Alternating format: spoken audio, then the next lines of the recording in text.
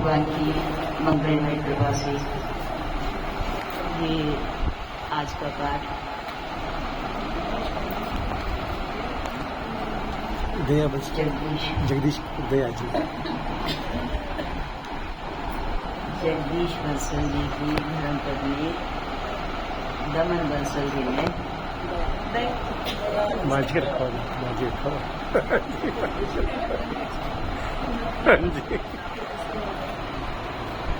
108 रामायण जी के घर पर अकेले तो आज उनका भोग संपूर्णता की है। बड़े सौभाग्य की बात है, परम सौभाग्य की बात है। जैसे लोग डिग्रियां लेते हैं ना, BA की, MA की, PhD की, इसी तरह से ये डिग्रियां हैं, ये पढ़ाई है और ये आध्यात्मिक पढ़ाई है। आध्यात्मिक पढ़ाई एक होता है व्यवहारिक पढ़ाई और एक होती है आध्यात्मिक। आध्यात्मिक जो व्यवहारिक पढ़ाई करो या भौतिक पढ़ाई करो, भौतिक इसलिए भी कहते हैं कि 5 भूत है, आकाश, वायु, तेज, जल, पृथ्वी। जो सृष्टि है ये 5 भूतों से पंच भौतिक है, इसीलिए इसको भौतिक पढ़ाई, इसको जानने की पढ़ाई, इसको बनाने की, निर्माण करने की पढ़ाई। अब जैसे मान लिया जानने की पढ़ाई है कि खेती कैसे की जाए, कपास चाहिए हमें, कैसे की जाए ये जानना पड़ेगा, फिर करना होगा, फिर उसमें से कपास निकलेगी, फिर उसका कपड़ा बनेगा।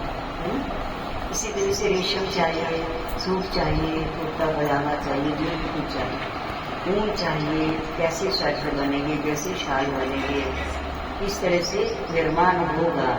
ये पढ़ाई है, ये भी पढ़ना है, सीखना। ये कैसी पढ़ाई कहलाती है? भौतिक अथवा सांसारिक, मोटे शब्दों में इसको कह सकते हैं सांसारिक पढ़ाई।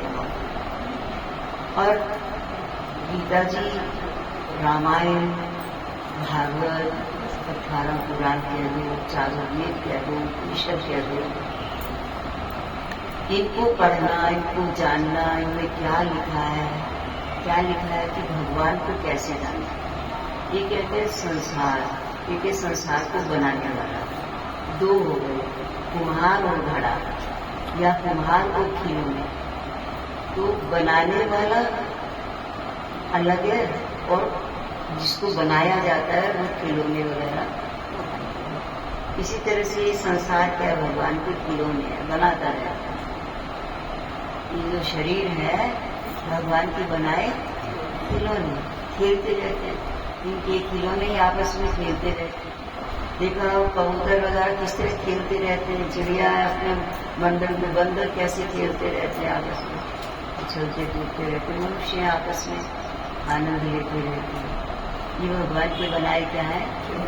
खिलौने, जिससे खेला जाए और खेलने में आनंद आए, उसको क्या कहते हैं? खिलौना कहते हैं। तो 2 तरह के खिलौने हैं, एक कुम्हार के बनाए खिलौने और एक भगवान के बनाए।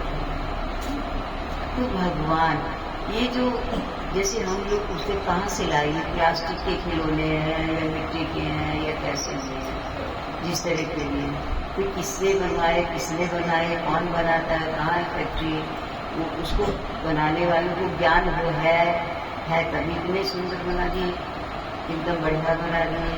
चित्र बनाने वाले हैं कहाँ है, फिर कहाँ से खरीदे।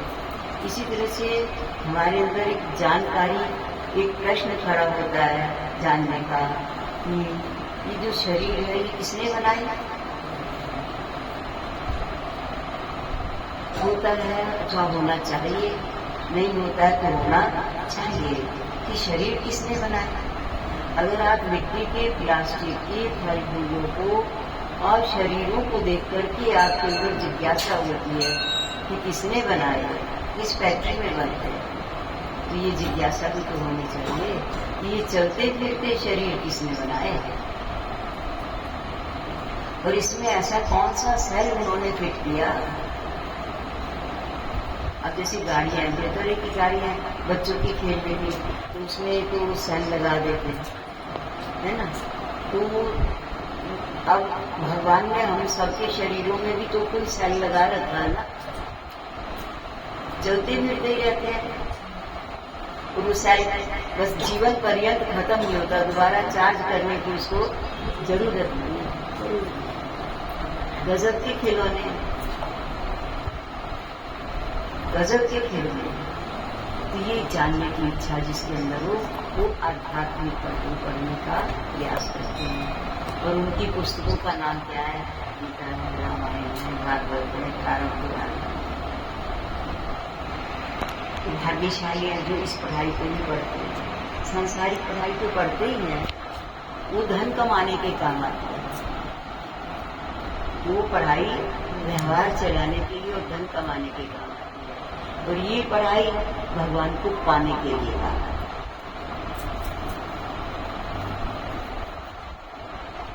आध्यात्मिक पढ़ाई प्रभु से मिलाने में काम आती है, प्रभु की कृपा प्राप्त करने में काम आती है। पाई न के गति पतित पावन, बोले पतित मैंने बिल्कुल गिरा हुआ, हर तरह से गिरावट में है। धन भी नहीं है, शरीर भी नहीं है, बुद्धि भी नहीं है, जाति भी बढ़िया नहीं है, कोई गुण नहीं है, पतित है हर तरह से।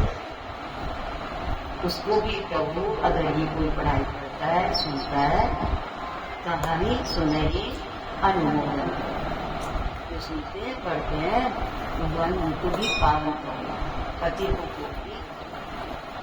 ये वो पढ़ाई है तो बड़े भाग्य की, सौभाग्य की बात है।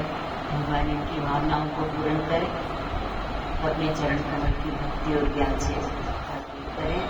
ऐसी मंगल कामना इनके परिवार वालों के लिए करते, और आगे भी भले 108 हो गए हैं, फिर बंद न करें, फिर भी चालू ही रखिए। जब तक जीवन रहे, श्वास चलती रहे, तब तक पाठ पूजा भी चलती रहे,